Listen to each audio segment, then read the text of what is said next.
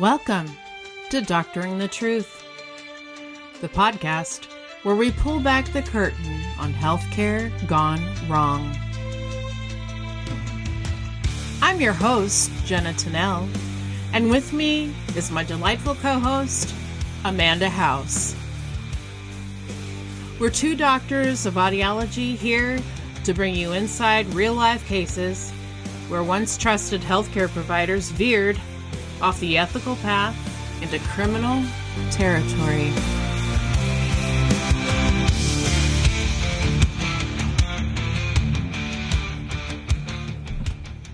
Amanda!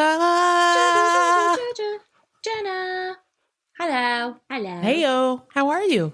Fine and dandy. How we doing up north? We sweating, but we doing. Oh, she hot. Pretty hot up in here. Hot. Oh. Hot. Are you keeping cool? Oh, yeah. I mean, my husband does HVAC, so nice and cool here. Yeah, I miss central air. In my rental, I've got a little Frigidaire parked in the wall, little wall unit. So the only place that's decent is the living room, and then everywhere else is stifling. But Have you been kicking it in the living room then? no, I just spray myself with water and put a fan on. You're like, hopefully I'm cool enough to fall asleep and then don't wake up till morning. Yeah. Oh, I don't mean to complain. No, it's just when it's hot, it's hot. Yeah, it's super hot. But yeah, you've had a day. You want to talk about it? Your husband? Or should I cut that out? Yeah. No, that's okay. Sorry, y'all listeners. I just got really confused because I was like, did my dog literally just go hide under the bed? Yeah, she did. What is she doing? She's hot. I told her she couldn't nest, so she was like, I'll go lay under the bed. What the heck? Okay, yeah. My husband got in a car accident on the way home from work. He is okay, obviously, because we're recording. And yeah, so he got smoked by someone not paying attention, coming up to a light that had just turned green, so he wasn't going very fast. And boy, did she wreck his truck. I mean, to wreck a truck, you obviously weren't paying attention. Stay off your phones, people. PSA. Stay off your phones. Put the phones down. Put the phones down. He has a baby and a wife and a dog at home. Put your phones down. Yeah. And also, I don't know, needs his truck for work, so minor details. He thinks it is. There was this guy, I don't actually know. Oh, maybe the tow truck came because the other girl's car, her definitely is trashed. But Adam knew the tow truck driver, and this guy that was with him looked at the bed of his truck and was like, yeah, it's totaled. Oh, no. Because it's not just the bed of the truck that's broken, it's the frame is bent. Yeah, no, you can't fix that. Oh, yeah. I'm so sorry. So, what rotten luck. Thank you. Oh, yeah. Boo. But you know what? We're nice and cool in the house. Yeah, and he's okay. Nobody got seriously hurt. Yes. So that's good. No, he's upstairs reading to the baby. So he's doing okay. Well, that's good. On a super lesser note, I had a little bit of an embarrassing day because I had a patient come up to me and he was like, oh, I hope this appointment goes fast because, baling hay and my airbag broke or something. I swear he said airbag, but I don't know what that means. And he was like, yeah, so I'm like, oh, I hate it when that, I'm being all sarcastic. I go, I hate it when that happens. He's like, oh, you bale hay? And I was like, oh, yeah, been for years. Then he goes, favorite pastime. I'm like, oh, yeah, I'm an old hand at that. And he's like, oh, cool. Well, I've got a something with a such and such baler and this sticking out of the back of it. I don't even know. I mean, it's so much above my pay grade. I have no idea what he's talking about. And then he looks at me and he goes, do you like circular or square bales? And I was like, definitely circular. Oh, circular. Because, I mean, circles are nice, right? He's like, yeah, those are better for the weather. Yeah. So apparently I answered correctly, but I felt like such a heel because I thought he knew I was kidding. Like, oh, like I would know. You're like, how do I back out of this and he now? was so pleased that we could talk hay balers together. And I was like, where am I right now? Oh, I'm so... He went home and told his friends about you. Oh, dude, I am so sorry. This audiologist bales hay too. Yeah, she knows exactly what I'm talking about. My airbag went out and I have such and such. And I was like, oh, yeah, I hate it when that happens. Like, you're like, do I look like I hate it when my hay baler's airbag goes out. I was thinking maybe it was something that like protects him from an accident, but it sounded like it was something that you need in order to wrap up this old grass. I don't know. I obviously need to do some research, but so. Yeah, before he has a follow-up, I would probably look a little more into that or just lead the appointment with, so I have a confession. Yeah. I just hate to burst his bubble. He was so thrilled that he could tuck hay baling machines with someone. Oh my God. I actually Googled what does a hay baler look like? And man, I'm trying to learn, but I must confess, Speaking of hay bales, yeah, that reminds me of like farming land, right? And you know how you were joking about getting a selfie with the bear? Yeah. Well, obviously you didn't, or I would have seen it. But one of our listeners, Rich, shout out Rich, he sent me a selfie that he took with some cows. And he said, much easier to get than with the bear. Oh, cute. Yeah. I could probably do that. Get me a cow. Mm-hmm. Oh. They're so cute. Cows are so cute. They are so cute. So total side note, but like you TikTok, right? Obviously we have a TikTok. Yeah. There's this guy, I forget what his name is, but if you've seen the guy that has a pink guitar, like acoustic guitar, and he plays for animals and the animals come to him. Yes. Yeah. So he normally does like, and like they're just like laying on him. Yes. The horses and cows. I mean, obviously it's super scary. He's doing like hippos and tigers and stuff that should eat him or trample him.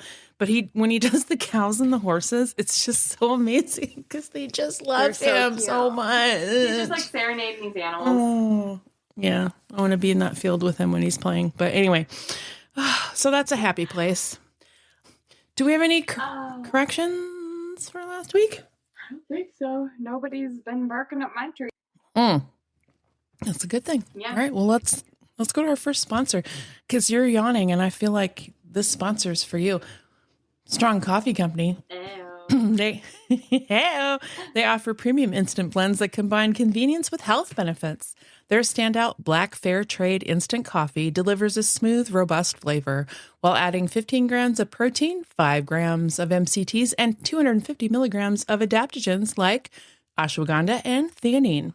This formula provides lasting energy, sharper focus, calm without jitters, and even supports better sleep and mental clarity, which is ideal for busy moms and busy professionals. If you like creamy, then they also have choices that you can blend lattes. Their lattes have organic Arabica coffee with protein, collagen, hyaluronic acid, and healthy fats to fuel both your body and mind. Committed to quality and eco-friendly practices, Strong Coffee delivers great taste, quick convenience, and a nutritious boost to your daily routine. Use our code STAYSUSPICIOUS at strongcoffeecompany.com for 20% off your order. Today. Oh, I just thought of a correction. So just to back up a little bit, you may have wondered why we didn't have our music and applause at the beginning, and it's because I accidentally deleted the applause soundbite on my Rodecaster. So unless I can get a bunch of people together to record a massive applause, which I would love to do, we don't get any applause anymore. And I thought crickets and trombones probably were going to be a good substitute. So they just don't really slap the same. Wah, wah, wah, wah. Yeah, we don't want to start that way. So yeah, stay tuned as I take some time to learn a bit more about how to actually be a sound engineer. But meanwhile, today our topic is about the University of Minnesota psychiatrist and his nefarious practices. But this is an interesting story as to why and how I chose this topic. There is a friend of the podcast who prefers to remain anonymous because she used to work with this individual. Oh, shit. So in passing, she said, because she's a friend of mine as well as a friend of the podcast. And I mean, any friend of the podcast is a friend of mine. But anyway, we ran across each other and she said, you need to do so-and-so. He's a psychiatrist from the University of Minnesota. And she said the name, but of course the name went over my head. So I was like, okay, yeah, I'll look into it. And so I just started searching like psychiatrists who've been less than ideal from University of Minnesota. And I came across Faruk Abuzzahab, which we're going to talk about him at length today. So did this whole episode, and then today actually ran into her, the friend who recommended this case. And I said, hey, do you want to give me like a quote or something I can use about your experience? Because she actually worked with this guy, your experience with Abuzzahab. And she was like, who's that? Oh, no. And I went, excuse me? This is a nefarious psychiatrist at the University of Minnesota who did all these horrible things. And she was like, no, that's not who I was talking about. Oh my gosh. That's not my colleague. And she gave me another name. God. So listeners, I think we may have opened a rabbit hole. So you know what? The or dentists wormhole. are we're still off of the dentist. We are on psychiatrist. So she said, well, what's funny is the whole reason she recommended this case to begin with, not this one, but the one I thought was this, was because she's like, you guys do so many cases from England. LOL. Before that, it was so many cases about dentists. Let's do something local for Amanda and I. Let's talk about University of Minnesota. And I was like, yeah, let's do that. So apparently we're going to be talking lots about. So I haven't had any time because I only found this out today that there's more where this came from, which is hugely disappointing and also something I plan to look into further. So, but meanwhile, the majority of my resources came from the Minnesota Board of Medical Practice and then the New Yorker, New York Times. I mean, all of our references, including resources for listeners, will be listed in our show notes. So trigger warning, this episode contains mention of suicides. And I also want to note that on the reporting of this episode, I try really hard to distinguish between what the medical board found, what the medical board alleged, stipulated, versus the media reporting and later unresolved or disputed claims. So some board documents were stipulations or corrective actions rather than actually a criminal proceeding or criminal statement. So wherever the records say that Abuzzahab denied, disputed, or didn't admit or denied allegations, we try to treat those limits accordingly for legal reasons. So just think of allegedly if you hear something that's not quite clear. All right. So it's 1998. We're at the University of Minnesota, where a professor named Carl Elliott received a curious phone call. On the other end was a psychiatrist named Faruk Abuzzahab. He wanted to sit in on Elliott's medical ethics class, not because he was auditing for pleasure, not because he was returning to campus to sharpen an academic interest. It was because the Minnesota Board of Medical Practice ordered him to take a course in medical ethics after a disciplinary case involving psychiatric drug research. That detail makes the call hard to forget. The detail that makes the call hard to forget is that Abuzzahab did not sound like a man encountering medical ethics for the first time. Elliott later wrote that Abuzzahab told him that he'd once been a University of Minnesota faculty member. He also chaired the Minnesota Psychiatric Society's ethics committee, of all things. So this is a psychiatrist with an ethics resume that had been sent back to ethics class. Irony much? Yeah. So before Faruk Abuzzahab became a name in a medical board order, and before local television cameras showed up, and before the New York Times asked why pharmaceutical companies were still paying him, he was a young physician moving through some of the most prestigious corridors in American psychiatry. He was born in Beirut. His first language was Arabic. In 1959, he received his medical degree from the American University of Beirut and completed a rotating internship there. Then he came to Baltimore for a 3-year psychiatry residency at Johns Hopkins. By the early 1960s, he was in Minnesota, where he would earn a PhD in pharmacology from the University of Minnesota and become board certified in psychiatry. A later board record also described him as certified in clinical pharmacology, which was a field concerned with drugs broadly, not just psychiatric medications. And so that's the first thing to understand about Abuzzahab. His career was built around medications, not just prescribing them, teaching about them, explaining them, using them in patients whose illnesses were often severe, chronic, and difficult to treat. He arrived in Minnesota at the moment when psychiatry was changing. The older image of psychiatry, the couch, the long silence, the slow excavation of memory, was being joined by something newer and more pharmaceutical. Antipsychotics, antidepressants, tranquilizers, sedatives, mood stabilizers, drugs were becoming central to the treatment of mental illness. Abuzzahab placed himself directly inside that transformation. Board records say he worked full-time at the University of Minnesota from 1962 to 1972 and continued teaching there part-time after that.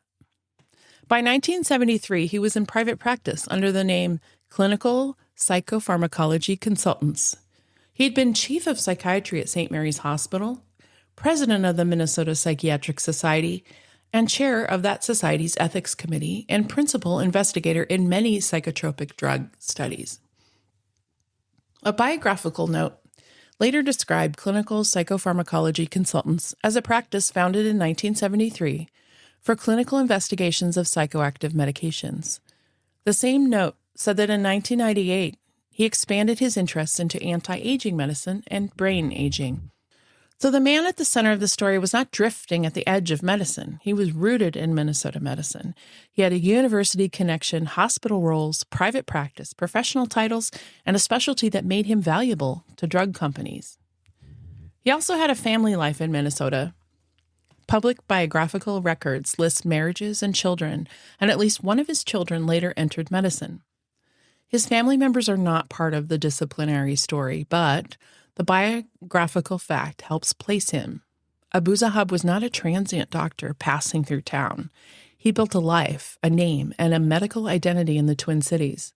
He was the doctor who knew about drugs. He was the doctor who took hard cases, who could talk to pharmaceutical companies, hospitals, patients, and professional societies in the language of brain chemistry. A psychiatrist who specialized in psychopharmacology was valuable to the drug makers looking for investigators. Someone who could identify eligible patients, supervise medication changes, document symptoms, report results, and move a study forward. In that world, the doctor was not only treating patients, he was also producing data. And clinical trials were paid work. Drug companies paid investigators and research sites to run studies. In Abuzzahab's case, the New York Times later reported that drug makers paid him thousands of dollars for every patient that he recruited into some of these clinical trials. The Times also reported that after he was disciplined, at least a dozen drug makers still paid him for research or marketing work. But that connection to pharmaceutical companies didn't begin as a scandal. It began as part of the machinery of clinical research. So paying a psychiatrist to run a clinical trial is not automatically unethical. Clinical trials require work, staff, records, monitoring, and time. But paying a treating psychiatrist for each patient that he recruits creates an obvious conflict. The doctor's financial interest begins to sit beside the patient's medical interest. In psychiatry, where patients may be suicidal, psychotic, or dependent on the doctor's authority, that conflict isn't theoretical. It can shape who gets invited and how risk is explained and whether refusal is treated as a patient's right or as a lost opportunity. The ethical line isn't simply whether money changed hands. The line is whether the money paid for careful research or whether it rewarded enrollment itself. In Abuzzahab's case, that distinction becomes central because patients were not healthy volunteers. They were vulnerable psychiatric patients whose treatment, hospitalization, medication changes, and research eligibility could all be controlled by the same physician. Those details come later in the paper trail, but they matter early because they help explain the world forming around him, a private psychiatric practice where severely ill patients, experimental drugs, pharmaceutical sponsors, hospital decisions, and professional reputation began to overlap. The patients who came through Abuzzahab's practice in the 1970s and 80s were often desperately ill. Some were psychotic, some were suicidal, and some were dependent on controlled substances. Some had cycled through hospitalizations and medication failures. They were the kind of patients who could make a doctor look unusually skilled when things improved, and who could make dangerous decisions look defensible when things went badly. And that was the gray zone where Abuzahab's career developed. Difficult patients, powerful drugs, pharmaceutical research, and a reputation for expertise. Over time, the same qualities that made him valuable began to appear in the records as warning signs. He was not just prescribing medications, he was combining them, changing them, stopping them, restarting them, and in some cases moving vulnerable psychiatric patients into investigational drug studies. The question was no longer whether he understood psychotropic medication. The question was whether anyone could tell from the charts why was he making the decisions that he made. That question followed him into the Minnesota Board of Medical Practice proceedings. When the board later scrutinized his treatment of dozens of patients, Abuzzahab did not present himself as careless. He presented himself as a doctor working at the hardest edge of psychiatry. He denied that his prescribing fell below the standard of care, and he argued that his decisions had to be understood in the context of the patients that he treated. These are people with serious, complex mental illness. He submitted affidavits from colleagues who described his experience, his knowledge, and his willingness to accept referrals of difficult cases. And that defense is important because it shows how the pattern could develop in plain sight.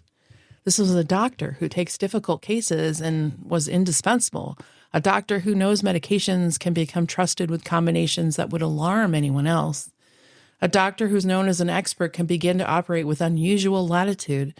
Each decision might be defended as clinical judgment, and each risky patient might be explained as unusually complicated, and each medication change may be placed inside a larger story of expertise. But the board would eventually describe that very same pattern in a different language, not as bold clinical judgment, but as inadequate diagnosis, inadequate monitoring, poor documentation, and reckless disregard for patient welfare. In its 1998 order, the Minnesota Board of Medical Practice said the minimum standard of care for prescribing psychoactive drugs required a physician to establish a diagnosis, identify target symptoms, choose medications appropriate to those symptoms, and monitor whether benefits outweighed the adverse effects. The board said that that duty became even more rigorous when there were signs that a patient was becoming dependent on these drugs. And then the board looked at Abuzzahab's charts and said the opposite pattern appeared. In approximately 46 patients, he regularly failed to substantiate diagnoses. He failed to monitor whether drug combinations were appropriate, and he failed to evaluate whether benefits outweighed harms. The board described that as a reckless, if not willful, disregard for patient welfare. And the concern was not limited to ordinary prescribing.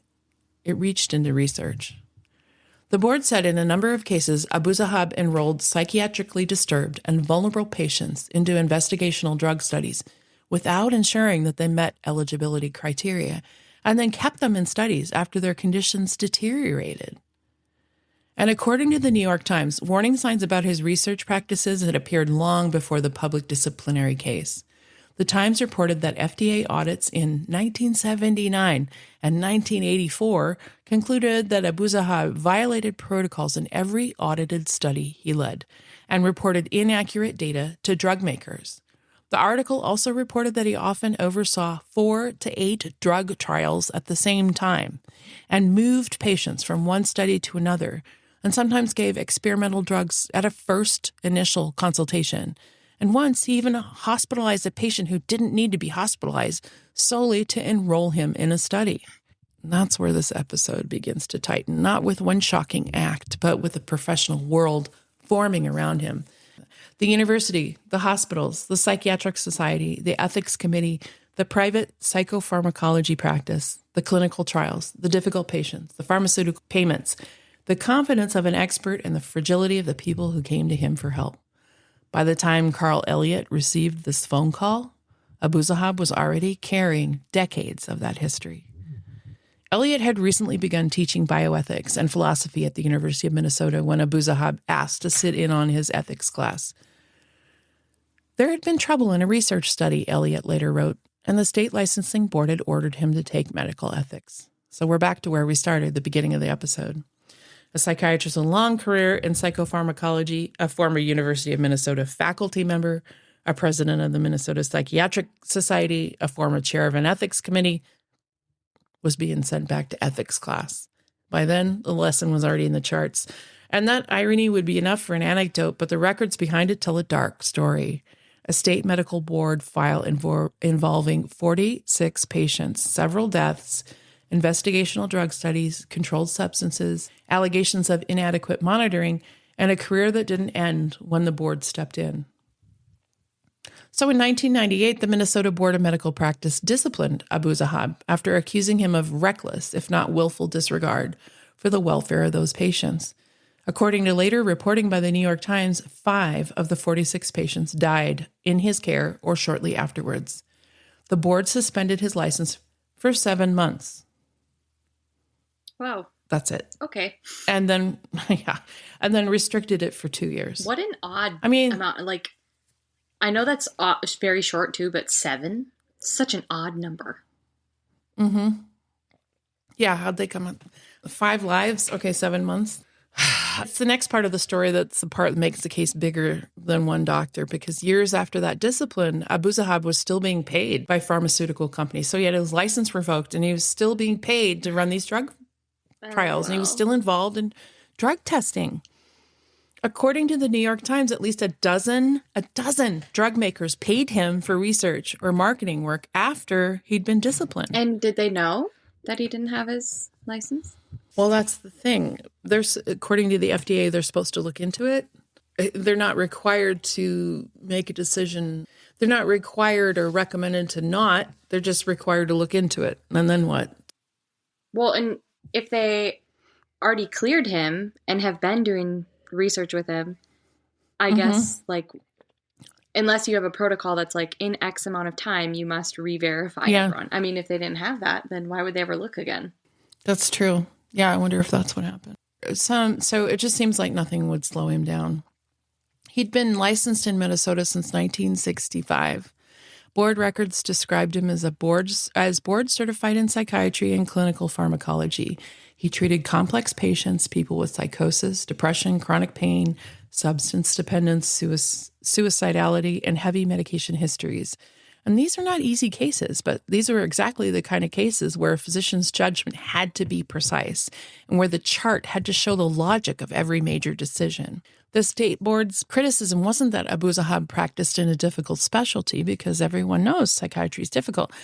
Drug treatment for severe mental illness is difficult. The board's criticism was that the difficulty of the cases appeared to be matched by too little documentation, not enough monitoring, and too much tolerance for patients deteriorating while the medication decisions continued. The board said a physician prescribing psychoactive drugs had to establish a diagnosis, identify the symptoms that were being treated, and choose drugs appropriate to those symptoms, and then monitor whether the benefit outweighed the harm. So for patients with addiction, dependence, suicidality, or psychosis, that duty becomes even sharper. And the records read like a warning about what happens when the paper trail's thin and the stakes are fatal. But meanwhile, it's time for a break and a I only laughing because in my head I went, John!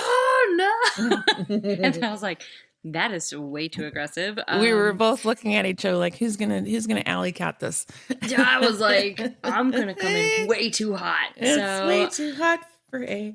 It is way too hot for a chart. No. Thank you for that. I love that. Welcome to the Chart Notes segment, where we learn about what's happening in medicine and healthcare. Scientists at Northwestern University have solved a molecular puzzle that had stalled cancer-related research for nearly 3 decades. The story begins with rye pollen, not as an allergy trigger, but as a source of 2 unusual natural compounds called saccharosides A and B. Nearly 30 years ago, researchers found that these molecules appeared to help animal models fight tumors, but the work hit a wall because no one could confirm their exact 3-dimensional structures. And so without that blueprint, scientists couldn't reliably study how the compounds worked or build better versions of them. The Northwestern team solved this problem by building the molecules from scratch in the lab in a process known as total synthesis. That was unusually difficult because saccharides A and B contain a rare, highly strained 10-membered ring, which is a kind of chemical architecture that's hard to assemble and easy to misread. For years, researchers debated between two possible structures that were almost identical, except for one mirror image region. In chemistry, that small difference can completely change how a molecule behaves in the body. By synthesizing both of these candidate versions and comparing them with rye pollen samples, the team confirmed the correct structures for the first time. So that doesn't mean rye pollen is a cancer treatment. It doesn't mean these molecules are ready for patients yet, but it means that researchers finally have a map. With the structures confirmed, scientists can now ask better questions. Which part of the molecule is biologically active? How may it interact with the immune system? And whether or not chemists can design safer, stronger, more drug-like versions. So it's a reminder that drug discovery often begins in strange places: a tree bark, a fungus, a poppy, a soil microbe, and sometimes pollen from a cereal crop. The medicine isn't in the headline yet. And if it ever comes, it will come from what scientists can now test. So I brought that up because I don't want to paint a picture that all the drug companies are big, bad, evil companies. They're doing important work, and we can't get there without trials and research. So it's a systemic problem, and then it's nefarious individuals who are led by greed, in my opinion. But anyway, with that, back to the story. We're going to talk about a couple cases, one of the most haunting of which was known publicly as Susan Endersby. In the board file, she was patient number 35, a 41-year-old woman with schizophrenia, depression, and suicidal thoughts. She'd been hospitalized in May 1994, and nursing notes described her as very suicidal during the first weeks of her admission. She was started on an antidepressant, venlafaxine, which I think is Effexor, and appeared to improve. Then she was referred to Abuzzahab for an investigational antipsychotic drug study involving haloperidol and Sertindol. According to the board, the study excluded suicidal patients or those with serious suicidal ideation in the investigator's opinion. The board said the record did not explain why a patient who had so recently been very suicidal and who started improving on an antidepressant treatment was then entered into a study that required her antidepressant to be stopped. Under the study protocol, her antidepressant was discontinued. She entered what's called a placebo washout period. A washout period is a designated time during which participants in a clinical trial stop taking any of their previous medications. I used to work with a neurologist who called it medication vacation. Oh, wow. Yeah. I mean, I don't hate it. Shout out to Dr. Reeves. Shout out to Dr. Reeves. Do you remember Dr. Reeves? No. No? At your last place of work? Mm-hmm. Oh, no.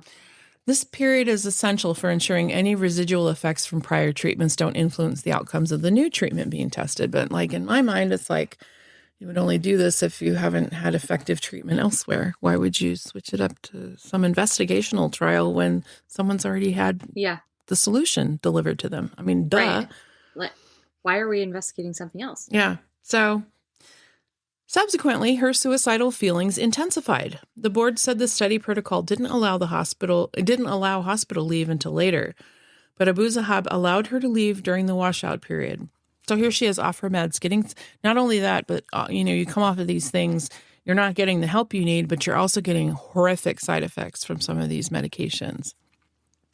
And days after allowing her to leave, he authorized an unaccompanied pass.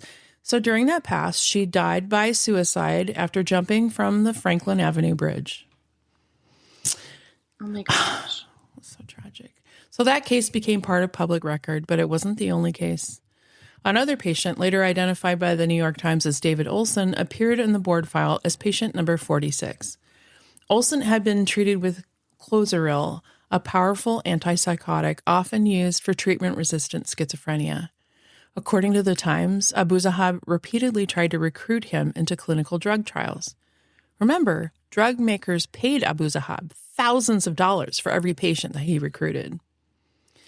In July 1997, Olson again refused to become a test subject. The Times reported that Abuzzahab then discharged him from the hospital, even though he was suicidal. And so Olson died by suicide 2 weeks later. I hate this guy so much. I'm just sitting here shaking my head like... It's so awful. The board's finding on Olson was direct. Abuzzahab failed to appreciate the risks of taking him off Clozaril, failed to respond to his rapid deterioration, and largely disregarded his suicidality. Olson's sister told the Times that her brother seemed to receive attention from Abuzzahab only when he was willing to enter a drug study.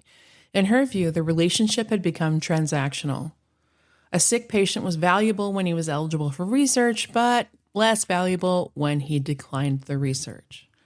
Abuzzahab rejected the board's findings in an interview with the Times, calling them, quote, without heft, end quote. What an arrogant arse. He said drug companies knew about his disciplinary record and that he had helped study some of the best-known drugs in psychiatry, including Paxil, Prozac, Risperidol, Seroquel, Zoloft, and Zyprexa. And that list is its own kind of resume. I mean, these aren't obscure compounds tucked away in forgotten trials. These are major psychiatric drugs, and some of them are among the most recognizable medications in modern mental health care. The disturbing part isn't simply that Abuzzahab had relationships with drug makers. I mean, clinical trials need investigators and new drugs need to be studied. Physicians with real expertise can play a legitimate role in that process. The disturbing part is the mismatch between the industry's stated standards and the public record of some of the doctors that it hired. The drug industry's own trial guidelines said investigators should be selected based on qualifications, training, and relevant clinical or research expertise. And yet, the Times found that Abuzzahab was far from alone. In Minnesota, where payment records were unusually public, the paper identified more than 100 doctors who had been disciplined or criticized by the Minnesota State Medical Board and later received money from drug companies. From 1997 to 2005, those doctors received a combined $1.7 million from drug makers. And at least 38 of these doctors received payments while they're still under sanction. Abuzzahab received more than $55,000 during that period of time. The sanctions varied. Some doctors have been reprimanded, some were ordered into retraining, some had their licenses suspended, and according to the Times analysis, 39 have been penalized for inappropriate prescribing, 21 for substance abuse, 12 for substandard care, and 3 for mismanagement of drug studies. Really makes you want to run to a psychiatrist. Yeah. In Minnesota. I mean, I guess we know more about Minnesota just because we're more transparent in our, records being publicly available. So, and these records weren't complete. So the true number might have been even higher. And we're not the worst state. It's just the state, like I said, where we could examine these records. And so that's how Abuzzahab's case widens. It starts with one psychiatrist in Minnesota and then opens our eyes into a national problem. I mean, the people entrusted to test drugs on human subjects were often being selected and paid by the very companies that stood to profit from the results. And the screening systems were weak enough that public disciplinary records didn't always stop the money. The Food and Drug Administration wasn't built to catch every problem. The Times reported that the FDA inspected at most 1% of clinical trials. At the time, Dr. Janet Woodcock was the FDA's deputy commissioner and chief medical officer and told the paper that the agency needed to modernize how it protected people in clinical trials. The article also reported that drug companies were not required to inform the FDA when they discovered investigators falsifying data. That's incredible to me. So that detail changes the feel of this story because oversight depended on a fragile chain. I mean, the companies choosing investigators reporting accurately, medical boards acting when things went wrong, and federal investigators inspecting only a small fraction of the research landscape. How could we hope to ever catch all of these areas where missteps can happen? But the 1998 discipline did impose restrictions. Abuzzahab's license was suspended and then reinstated under conditions. So after that 7 months, he had to have controlled substance prescriptions reviewed and co-signed. He had to keep a prescription log. He had to complete records management training. He had to complete medical ethics education related to research. And he was barred from directing or assisting with drug studies while he was under the order. And then those restrictions ended by 2000. And then his license was unconditional again. So barely 2 years later. And so after that, drug makers continued to hire him. Two of these companies that hired him that were named by the Times were Takeda and Asahi, which were both Japanese global pharmaceutical companies. Takeda confirmed Abuzzahab was doing a company finance study of résumé, which is a sleep drug. And Asahi said he had signed a clinical trial agreement to study Aricept, an Alzheimer's drug. But after a reporter asked about his disciplinary history, the company told him he wasn't qualified to serve as an investigator. And AstraZeneca, for which Abuzzahab said he performed clinical trials and gave marketing lectures, said it was concerned about his disciplinary record, but only after the reporters came questioning. Yeah, and they said they were reviewing the matter internally. So this is uncomfortable because these companies' responses are, refusing to comment, reliance on doctors to self-report. They become concerned only after a reporter calls. And then there's internal review only after public scrutiny. So by then, the facts weren't hidden in a locked drawer. The Times noted a simple search could reveal that Abuzzahab's 1998 disciplinary file was there.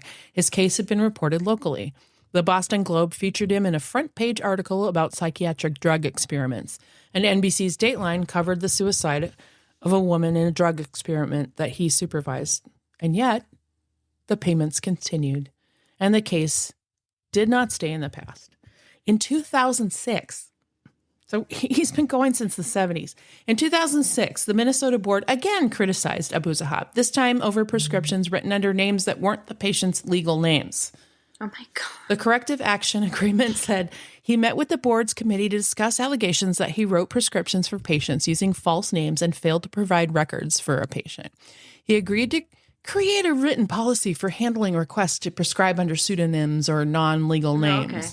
So, and they're like, yeah, you broke the rules, but create your own protocol. Sure. Write it up and send it to us. Like, what? Yeah, you can write all you want, too. It doesn't mean you're going to follow it. So, I mean, this, especially since this corrective action wasn't formal discipline, it echoes a theme that followed the earlier case. There were prescriptions, records, oversight, and boundaries that he just was not following. And then we come to 2014. In 2014, the board received complaints that Abuzzahab had prescribed excessive quantities of medications to multiple patients. It audited his records and found that in 7 patient cases, his prescribing practices fell below minimum acceptable standards. Abuzzahab didn't admit or deny the allegations. According to the order, he said the medication combinations were medically indicated and appropriate, while acknowledging that his clinical notes could have been better. Sure. The board imposed a stayed suspension, a reprimand, naughty boy, prescribing restrictions, supervision by a psychiatrist, quarterly meetings with a board designee, and more than $7,000 in costs, which is like probably less than one drug trial. Oh, yeah, for sure, because it was getting $1,000 a patient. Thousands of dollars, yeah. That phrase that his clinical notes could have been better is like way too small for the record around what it actually meant. Because in ordinary medicine, poor notes can look like a clerical problem.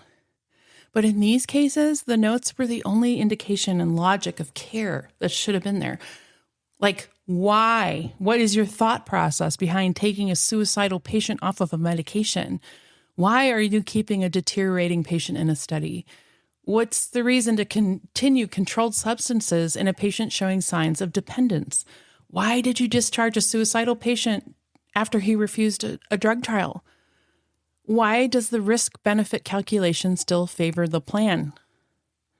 And this speaks to me so much because here we are in a much less, in audiology, it's much less to lose in terms of like life, right?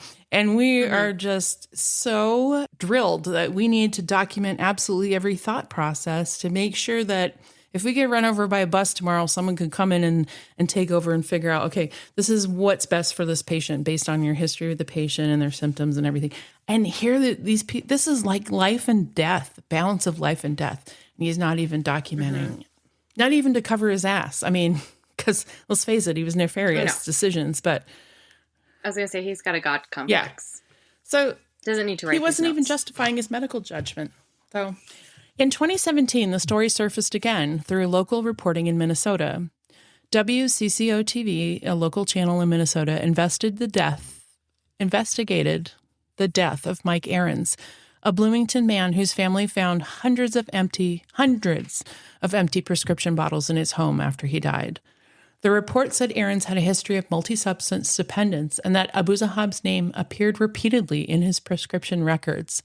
WCCO reported that Abuzzahab prescribed him multiple psychiatric medications and tramadol, which is an opioid pain medication, while also noting that there wasn't any evidence that the drugs prescribed by Abuzzahab directly caused Ahrens' heart disease or death. But in other words, not every bad outcome in the file was directly caused by one physician, but across decades, state records and reporting repeatedly return to the same cluster of concerns: prescribing judgment, patient deterioration, research recruitment, documentation, and whether oversight arrived early enough to protect the people most exposed to harm. In July 2017, the story resurfaced again under the headline, "Twin Cities Doctor Resigns Medical License After Accusations of Overprescription."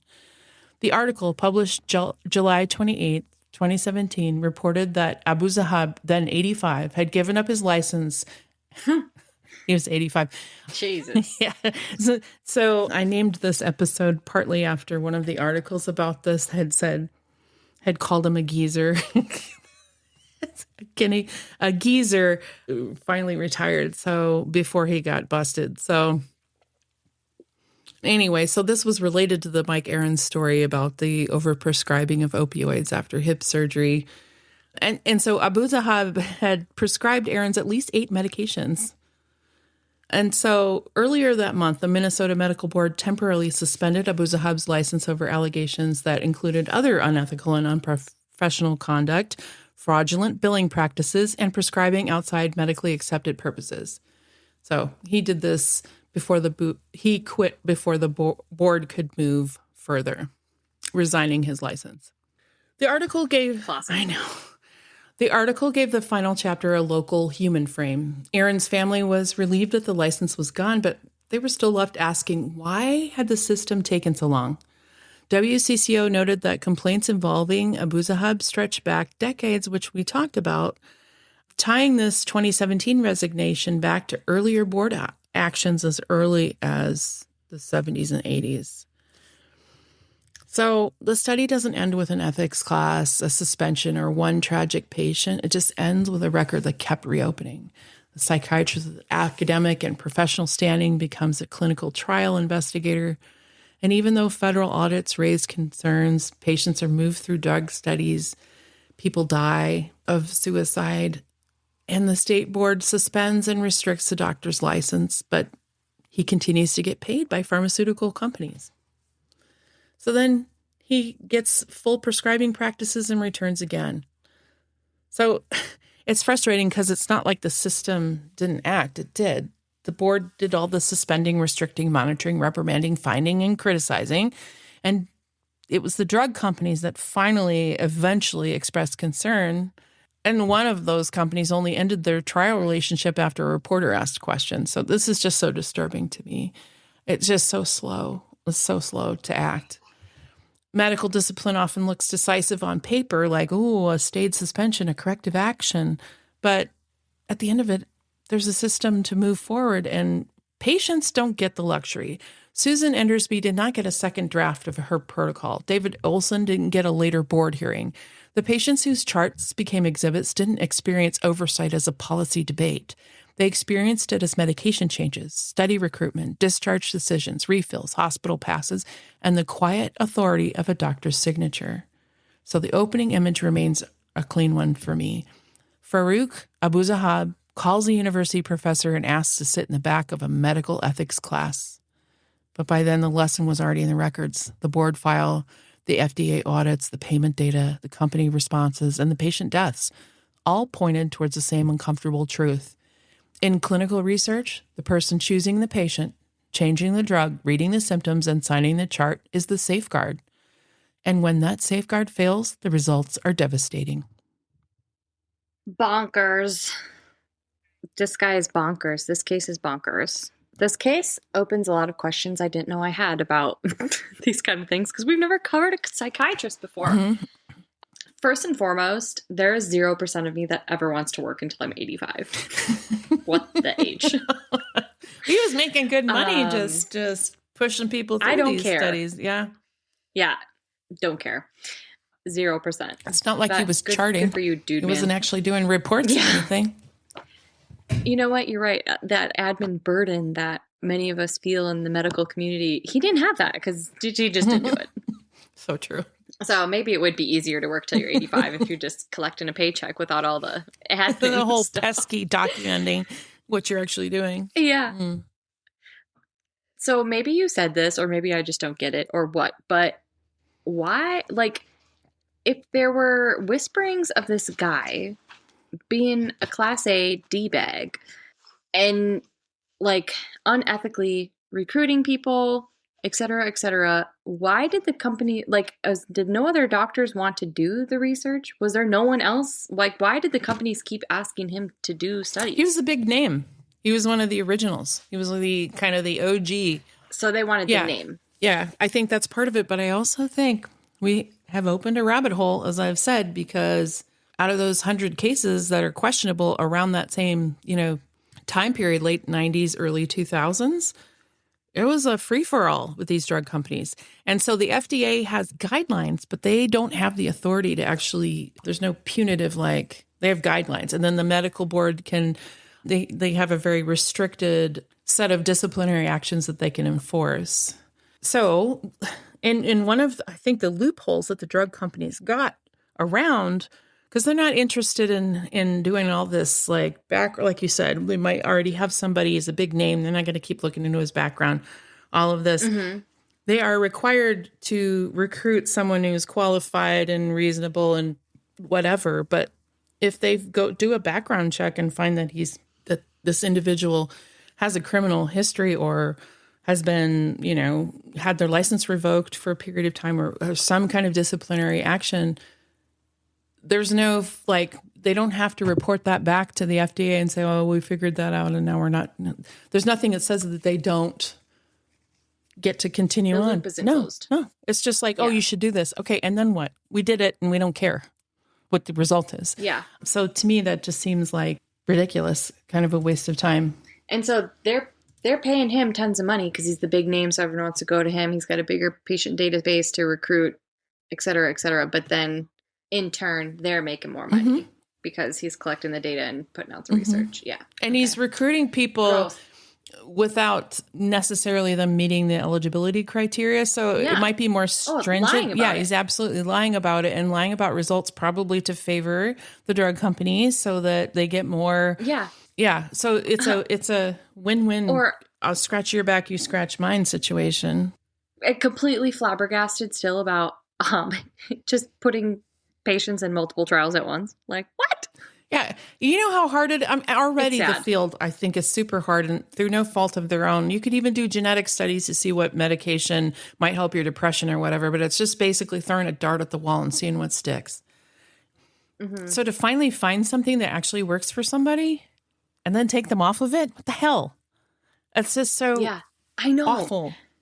When you said that, I was like, gosh, and it takes X amount of time to even see if it does work for you. And so going through that trial. Okay, well, let's up the dose and give it a little more time. Okay, let's maybe try this one. Like when someone finally nails something that's working for them, how tragic to just take them off it because what? Because what's the answer to everything? Money. And then put them on something that hasn't been substantiated. And not only that, they don't get to have anything while they're in this washout period. So they're on no medication. Yeah. So they're already suicidal. They're getting better. Oh, you know what? Screw that. We're going to not only give you the side effects of coming off this other medication, we're going to let you be absolutely unmedicated before we start a trial of something unknown that hasn't been proven to be help in this situation at all.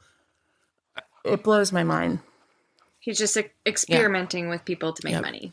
And then to kick someone out of the hospital who was inpatient because of suicidal ideation, because he refused to sign up for this investigational trial. And then he goes and completes suicide. It's like, it's just disgusting to me. It's horrific. Horrific. Yeah. Yeah. Great job covering this Thank case. you. Holy smokes. Also, this has nothing to do with the case, but I was like, ooh, that sounds so weird but cool that when you say like WCCO, because it's like, I know WCCO. You know, we always say like these random letters of news stations from all these other, and it doesn't like hit the same. But when you're like WCCO, I'm like, oh my God, so WCCO. local. Oh my goodness. So Minnesota's under the spotlight right now for this because I found this case by accident, thinking it was the case that of the University of Minnesota psychiatrist that my friend worked with, and she's like, no, and the guy she's talking about is absolutely a shit show as well. So we're gonna have to maybe do a whole Minnesota sideshow. I'm sorry, Minnesota, but like, what the heck? And is that a reflection of psychiatry, and not just psychiatry, but what's happening with these drug trials in general across the nation? Just because Minnesota's more transparent than everybody else? I don't know. Yeah, just think that's honestly so scary because of how transparent Minnesota is, and this shiz is happening. What's happening where they're not transparent? I don't want to know. Yikes. It's enough to make you want to grind your teeth at night. Oh, I see what you did there. Cheeky mouth guards. Yeah, go for it. Go for it, girl. Yeah, I can do cheeky. Sure. Cheeky mouth guards for grinding your teeth. Get cheeky.com. Stop grinding and clenching with custom night guards from Cheeky at a fraction of the cost of going to a dentist.